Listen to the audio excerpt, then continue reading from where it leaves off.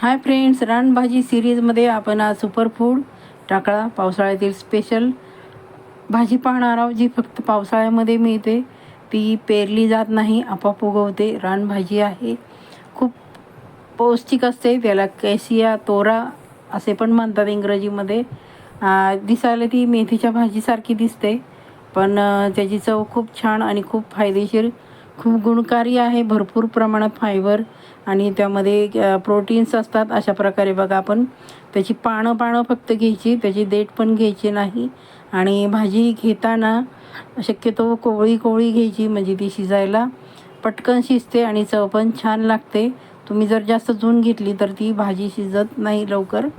अशा प्रकारे बघा, फक्त पानं घ्यायची. बघू शकता आपण, मेथीच्या भाजीच्या पानांसारखी दिसते, पण चव एक नंबरच लागते.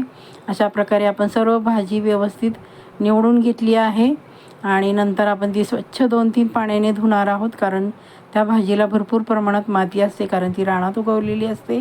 त्यानंतर आपण फोडणीसाठी तेल गरम करायला ठेवलं. त्यामध्ये आपण जिरे टाकणार आहोत. जिऱ्याने खूप छान असा स्वाद येतो. भरपूर जिरे टाकायचे. त्यानंतर आपण लसूण घातला आहे, भरपूर चिरून घेतला आहे. बघा, तुम्ही ठेचून पण घालू शकता.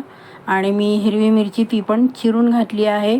तुम्ही येथे लसूण आणि हिरवी मिरचीची पेस्ट पण, त्याचा पण वापर करू शकता. छान अशी भाजी आपण तयार करत आहोत. त्यानंतर आपण त्यामध्ये छान अशी लसूण आणि मिरची परतून घेतली आहे बघा, म्हणजे तिचा स्वाद खूप छान लागतो. मी एक टॉमॅटो घातला आहे, त्याने तर अगदी त्या भाजीची चव द्विगुणित होते.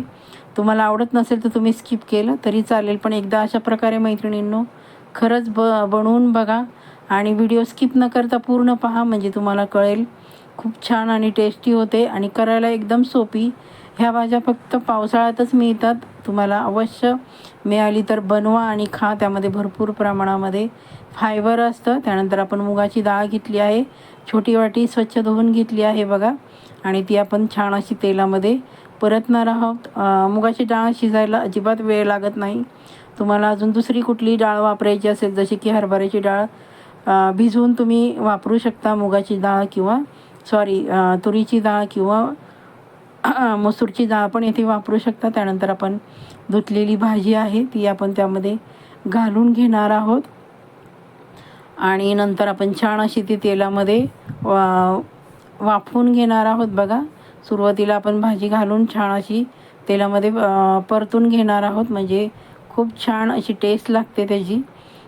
एकदा अवश्य अशा प्रकारे बनवून बघा मैत्रिणींनो. चॅनलला आपण अजूनही सबस्क्राईब केलं नसेल तर पटकन सबस्क्राईब करून घ्या. बाजूचं जे बेल आयकॉन आहे ते प्रेस करायला अजिबात विसरायचं नाही, जेणेकरून प्रत्येक नवीन व्हिडिओचं नोटिफिकेशन तुम्हाला सर्वात आधी मिळेल. त्यानंतर आपण चवीप्रमाणे मीठ घातलं आहे. आपण या भाजीला अजिबात पाणी वापरणार नाही आहोत, वाफेवरच शिजवणार आहोत भाजी.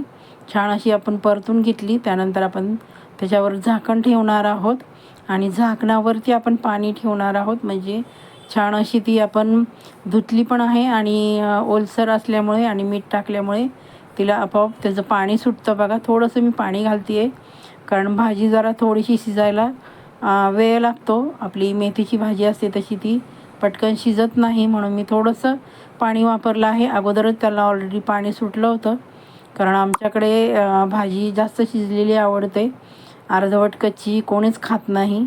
हे बघा, आपली मस्त भाजी शिजून तयार झाली आहे.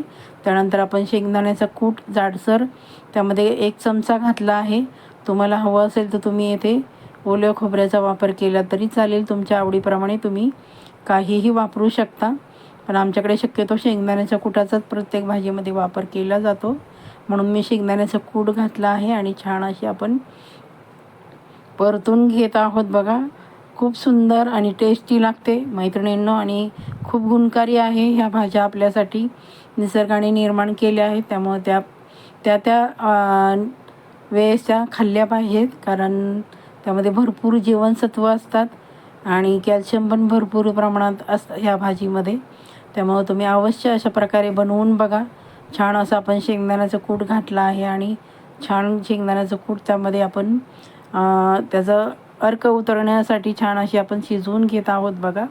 अशा प्रकारे मैत्रिणींनो बनवून बघा आणि बनवल्यानंतर कशी झाली ती मला सांगायला अजिबात विसरायचं नाही. या भाज्या रानातच मिळतात, त्या उगवल्या जात नाहीत, आपोआप उगवतात. त्यामुळं ह्या भाज्या फक्त पावसाळ्यामध्येच मिळतात. हे बघा आपली छान अशी टाकळीची भाजी तयार झाली आहे. टाकळा भाजी म्हणतात त्याला. प्रत्येक वेळेस वेगवेगळं काही काही ठिकाणी वेगवेगळी नावं असतात. त्यानंतर आपण ती भाजी आहे ती बाउलमध्ये काढून घेणार आहोत. ही भाजी तुम्ही भाकरीबरोबर खाल ना तर अगदी अप्रतिम लागते. अवश्य अशा प्रकारे बनवून बघा मैत्रिणींनो. आणि रेसिपी आपण माझी कुठून पाहतात ती मला कमेंट करून सांगायला अजिबात विसरायचं नाही, जेणेकरून मला तुमची कमेंट्स वाचून खूप छान आणि आनंददायी वाटते. हे बघा आपली भाजी तयार झाली आहे. रानभाजी सिरीजमध्ये आपली ही 4 नंबरची भाजी तयार झाली आहे. चला तर मग व्हिडिओला लाईक करा, सबस्क्राईब करा, शेअर करा, हाईप करा.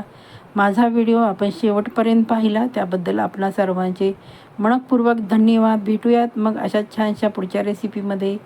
Bye bye.